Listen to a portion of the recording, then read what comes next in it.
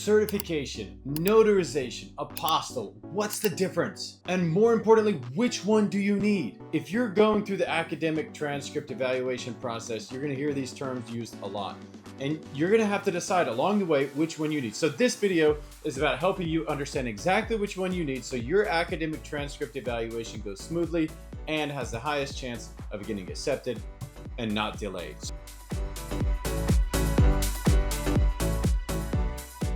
Hi, I'm Jason from Taika Translations, and let me demystify all of this for you so that you actually choose the correct one and don't pay for things that you do need, or don't have to redo things and pay twice for things that you thought you didn't need, but you did. All right, so if you're applying to a school in the United States and you're outside the United States coming to the US, there are some things you really need to know. First of all, if you're coming to the United States and your academic transcript journey, the thing that outlines everything that you've done academically throughout your lifetime, to prepare you for the school you're applying to. If that is not in English, then we're gonna have to put it into English and get a certified translation for that. Most entities require certified translation and some even require notarization as you're working through the process. Our job is to provide certified translation services for people who are applying to United States schools. Whether they're reaching out to companies like WCE, ECE, or FIS to do their degree evaluations, each one of those will require some form of certified translation in the process of receiving your documentation and then delivering it to your school. All universities required a certified translation of your content,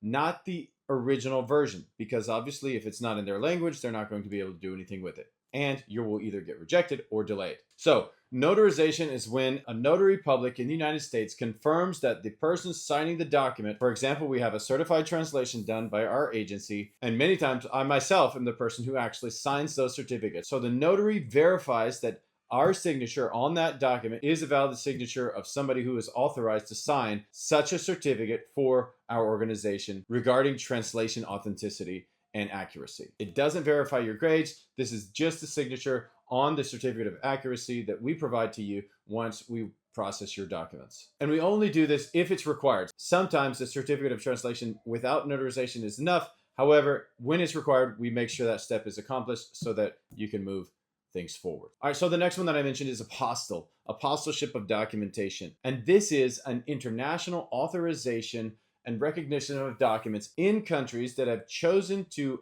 agree to the Hague Convention terms. Think original diplomas, birth certificates, any state or country issued certificates that are in that union. If those documents need to be recognized abroad, the Hague Convention provides a pathway and the apostilleship stamp so that those documents can be recognized in other countries around the world. That's not just in the United States.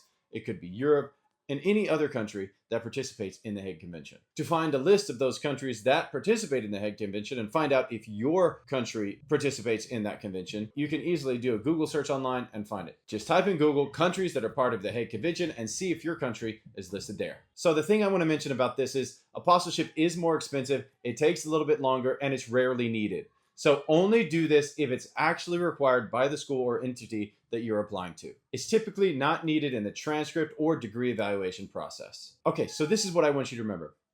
Certification proves the authenticity and accuracy of the translation. Notarization verifies the signatures on that certification. And apostilleship authenticates a document internationally. If your school wants any combo of these, we can bundle it for you. Reach out to us in the link below. In the next video, I'm going to help you understand a full step-by-step process in submitting to WES, FIS, or ECE, or the evaluation company in order to get your academic transcripts processed. If you have any questions, drop them in the comments below and we'll get right back to you to help you get the information you need to move your application and your life forwards.